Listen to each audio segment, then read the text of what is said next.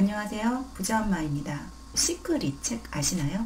이 책으로 인해서 전 세계적으로 끌어당김의 법칙, 열풍이 불었습니다. 풍요와 행복을 모두 끌어당길 수 있다는데 이것만 알면 요술램프의 진위를 얻는 셈이죠.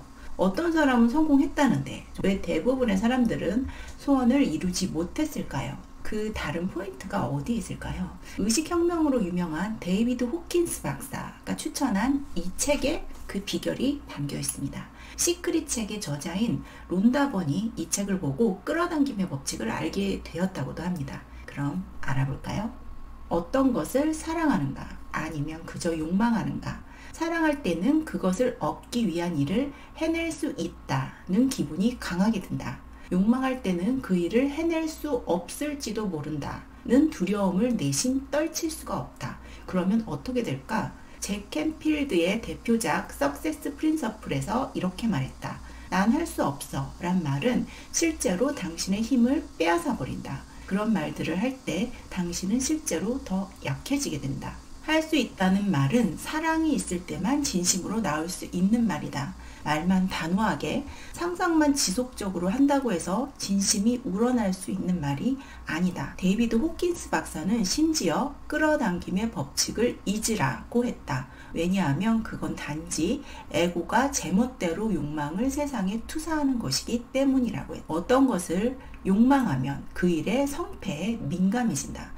어떤 일을 사랑하면 그 일의 성패에 무심해진다. 그런데 알고 보면 어느새 성공에 다가와 있다.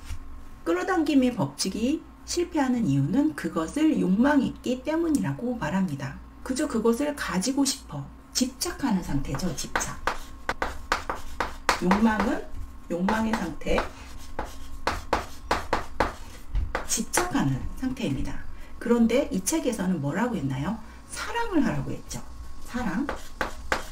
사랑과 집착의 차이가 무엇일까요? 사랑을 해야 되는데 우리는 집착을 했기 때문에 시크릿을 못했던 거예요. 사랑과 집착의 차이를 말씀드리면요. 집착은 사랑하는 사람과 똑같아요. 우리가 누군가를 사랑할 때 어떻게 되나요? 사랑하게 되면 그 사람한테 무언가를 해주고 싶죠. 그냥 주고 싶은 상태예요. 주고 싶은 마음.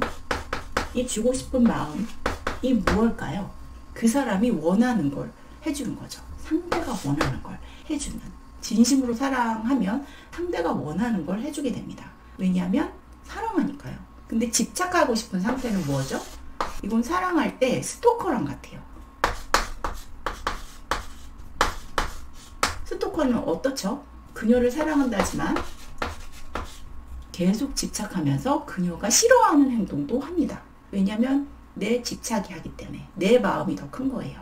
그녀가 싫어하는 행동 수십 번을 전화할 수도 있고, 그리고 그녀가 절대로 떠나면 안 돼요. 난 그녀를 무조건 내 사랑으로 만들어야 돼요.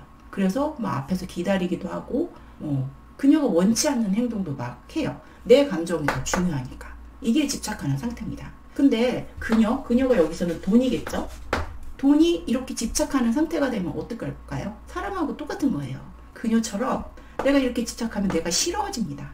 그래서 돈이 떠나가게 돼 있어요. 사랑은 주고 싶은 마음이죠. 그래서 돈의 마음도 이해를 해줘요. 그리고 줍니다. 줄 줄 알아요. 줄 줄 아는데 어떤 게 틀리죠? 집착하는 상태에서도 그녀에게 주지만 이거는 내가 사랑받아야 돼 라는 집착이 주는 거예요. 받을 걸 생각하고 주지만 그냥 사랑은 오늘 줄 때도 그냥 줍니다. 내가 사랑하니까 내 아이에게 돈을 줄 때 내가 사랑하는 아이가 이 돈을 받아서 잘 쓰길 바라는 거죠. 집착의 상태는 자식한테 돈을 준더라도 내가 다시 받을 걸 생각하고 계산을 하게 되죠. 그거는 사랑이 아닌 거죠. 사실은 그저 주는 마음. 줍니다. 그리고 돈이 너 싫어. 그녀가 이 집착하는 상태에서는 당신 싫어요 하면은 그녀의 행복을 위해서도 떠나가 줄 줄 압니다. 그녀가 나한테 당신 싫어요. 당신의 연락이 부담스럽고 난 당신이 마음에 들지 않습니다 했을 때 물러날 줄도 알아요. 사랑은 그래요. 돈에게도 마찬가지죠. 돈이 이제 다른 사람한테 갈래, 이제 나 떠날래 해도 사랑의 상태에선 그래 잘 가라고 보내줄 수 있어요.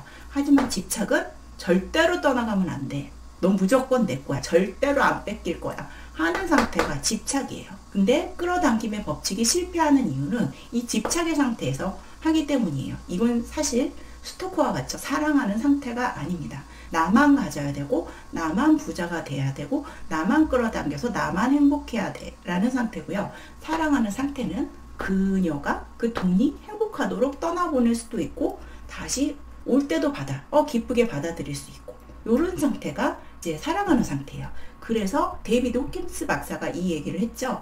어떤 일을 사랑하면 그 일의 성패에 무심해진다. 성패, 돈이 와도 좋고 나가도 좋고 들어와도 좋고 이런 집착이 사라진 상태예요. 그런데 알고 보면 어느새 성공이 다가와 있다. 왜 그럴까요? 사랑하는 상태에서 그녀를 자유롭게 해줘요. 당신이 와도 좋고 가도 좋고 하지만 나는 당신을 사랑해요. 이런 사람은 좋은 사람이잖아요. 그래서 그녀가 자연스럽게 나한테 다시 돌아오는 거예요. 하지만 스토커처럼 집착하면 도망가겠죠. 돈과 그녀가 같습니다. 이 마음의 법칙이 시크릿을 만들었기 때문에 우리가 현실의 눈으로 이거를 막 계산하면 알 수가 없어요. 시크릿은 철저하게 마음의 법칙을 따르고 있어요. 돈도 에너지이기 때문에 마음의 법칙에 따라 움직이고 사랑하는 연인도 마음의 법칙에 따라서 움직이게 됩니다. 그래서 그저 그것을 가지고 싶어 집착하는 상태는 집착하는 상태만 끌어오게 되는 거예요. 계속 내가 원하는 상태만 창조되는 거죠. 그렇기 때문에 돈이 오지 않습니다. 성공과 실패가 없는 그저 사랑하는 상태일 때 집착의 상태가 아니기 때문에 그것을 잊은 상태예요. 돈이 와야 돼. 진짜 부자가 계속 이러고 있을까요? 정말 계속 와야 돼. 난 돈 무조건 있어야 돼. 하루 종일 돈 생각만 할까요? 정말 하루 종일 돈 생각만 하는 사람은 거지일 거예요. 거지는 동양 그릇만 보고 하루 종일 돈 생각만 하겠죠. 정말 부자는 돈에 대해서 와도 좋고 가도 좋고 별로 집착하지 않고 생각이 별로 없는 상태예요. 내가 뭘 할까? 자신의 일에만 집중을 하겠죠.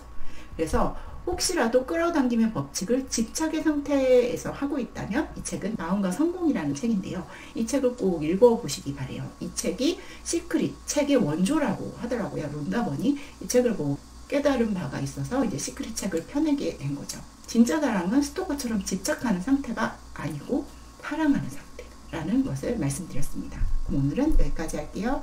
감사합니다.